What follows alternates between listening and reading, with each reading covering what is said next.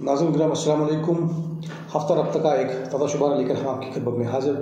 आज के शुमारे में हम बात करेंगे एक ऐसे तहकीकी रिपोर्ट से, और उस रिपोर्ट पे ये देखने की कोशिश करेंगे कि क्या वाकई इसके असरात हमारी ज़िंदगी में पड़ने जा रहे हैं। जैसे कि आप सब जानते हैं कि international journal of science and technology में नेशनल इंस्टीट्यूट श्रीनगर की एक तहकीकी जो रिपोर्ट है वो शाया हो गई है, और जो रिपोर्ट है इस लिहाज से तशवीशनाक है और हुकूमत की जो है पूरी तवज्जो और ठोस इक़दाम का तकाज़ा कर रही है। अगर हम इस रिपोर्ट को खंगालें तो जो मोहम्मद अशरफ गनाई और सईद कैसर बुखारी की क़यादत में की गई इस तहकीक में 1980 से 2023 तक 4 दहाइयों पर मुहित डेटा का तजिया करने के बाद ये नतीजा अख्ज़ किया गया कि खिता पीर पंचाल में 122 जी हाँ 122 ग्लेशियर्स का वजूद ख़त्म होने के करीब है। तहकीकी जो ये तहकीकी रिपोर्ट है, अगर इसमें मज़ीद जाए और देखें कि तहकीकी रिपोर्ट में है क्या।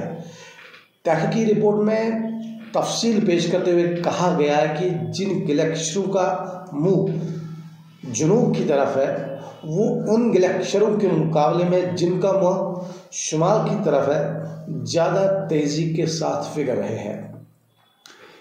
इसके अलावा सतह समुंदर से औसतन 3800 से 4000 मीटर की बुलंदी पर वाक़ा ग्लेशियर उन ग्लेशियरों के मुकाबले में बहुत तेज़ रफ्तारी से पिघल रहे हैं जो नीचे वाक़ा है। रिपोर्ट के अगर हम आगे जाए, रिपोर्ट में देखेंगे कि क्या कुछ और है। रिपोर्ट में मज़ीद कहा गया है कि ग्लेशियरों के तेज़ी के साथ पिघलने से पानी की कमी का ख़तरा है, जिससे ज़री पैदावार और रोज़मर्रा ज़िंदगी मुतासर हो रही है। काफ़ी हद तक ग्लेशियरों के पिघलकर इनके नाबूद होने का ख़तरा पैदा हुआ है। चनाचे इसके इंतहाई गंभीर नताइज सामने आएंगे। सबसे पहले अगर हम बात करेंगे माहौलियाती निज़ाम का, तो माहौलियाती निज़ाम और ज़्यादा तेज़ी से ज़ेर ज़बर होगा। ख़तरनाक सैलाब के खतरात सिरों पर मंडलाते रहेंगे और पानी की कमी इंसानी ज़िंदगी को शदीद मुश्किलात से दो चार करेगी। गुज़िश्ता कई साल से, अगर हम गुज़िश्ता सालों की बात करें तो कई सालों से जो है मौसमी सूरत हाल में गैर मुतवक्का तब्दीली माहौलियाती निज़ाम की है। बेतरतीबी का पहला नतीजा यह है कि इसके असरात अब पानी के ज़खायर और दीगर चीज़ों पर भी पड़ रहे हैं। इससे वादी के बाशिंदों की ज़िंदगी किन मुश्किलात और तकलीफ़ों से दो चार होंगी, इसका तस्वुर भी जो है वो थर थरा देने वाला है। लेकिन अफसोस का मुकाम यह है कि पहले भी किसी हुकूमत ने इसकी तरफ ध्यान नहीं दिया और आज भी जो सूरत हाल है जू की तू बनी हुई है, जबकि ये पूरी तवज्जो और इनकलाबी सतह के इक़दाम का तकाज़ा कर रहा है। साइंस और टेक्नोलॉजी के अरूज के इस ज़माने में हर एक मसले का हल निकाला जा सकता है, और दुनिया आज माहौलियाती निज़ाम में तब्दीलियों से जो मसाइल पैदा हो चुके हैं इनको हल करने के लिए गैर मामूली हद तक तवज्जो मबज़ूल करके जदीद तरीक़ों से मुतारफ़ कराई जा चुकी है।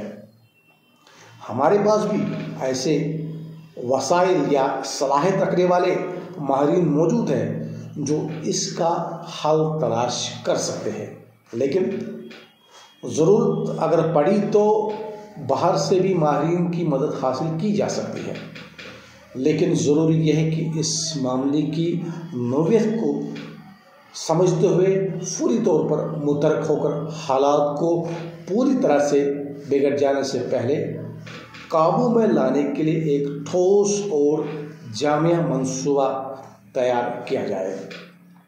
इस मामले में मरकज़ से मदद और ताउन हासिल जो है वो किया जा सकता है, और यकीनन इस इंसानी मसले के हल के लिए मरकज़ की तरफ से ज़रूरी माली इमदाद भी मुहैया हो सकती है और माहिरीन की सलाह भी। लेफ्टिनेंट गवर्नर और मुंतखब हुकूमत जो इस वक्त क़यादत में है, मिलकर इस मसले की तरफ तवज्जो दे तो इस हल करने में कोई रुकावट पेश नहीं आएगी। अब यहाँ बैठे हम यही उम्मीद कर सकते हैं कि इस मसले को कलीदी मसला समझकर इसको हल करने की तरफ तवज्जो दी जाए, ताकि जो हमारा मुस्तकबिल है और जो हमारी आने वाली नस्लें हैं वो हमें कोसे नहीं बल्कि हमें भी वो दुआओं में याद रखे।